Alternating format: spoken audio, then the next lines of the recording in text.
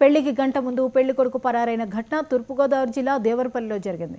ఇదివరకే వివాహితను పెళ్లి చేసుకున్న యాదవులకు చెందిన సత్యనారాయణ ఆ సంబంధాన్ని గుట్టుగా ఉంచి మరో పెళ్లికి సిద్ధమయ్యాడు.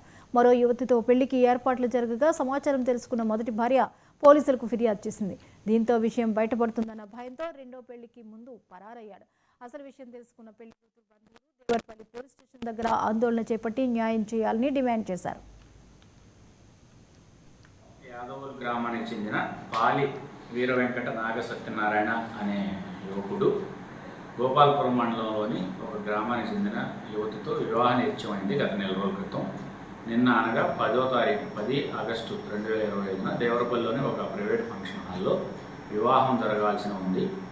ఈ వివాహానికి సుమారు 1 గంట ఉండగా పెళ్లి కూతురుకు సంబంధించిన బంధువులందరూ పెళ్లి కూతురుతో సహా కళ్యాణ మండపానికి వచ్చేశారు.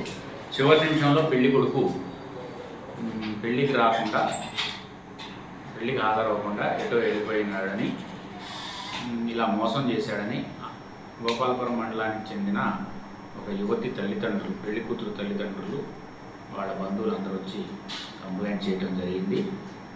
సదరు కంప్లైంట్పై దేవరపల్లి పోలీస్ స్టేషన్లో వాళ్ళు ఇచ్చిన ఫిర్యాదు ప్రకారం తగిన సెక్షన్ కింద కేసు నమోదు చేశాం.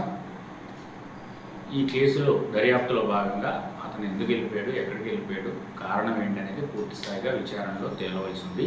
ఏదైనా బాధితురాలకి చట్టపరిధిలో న్యాయం చేయడానికి పోలీసులు ముందుంటాం.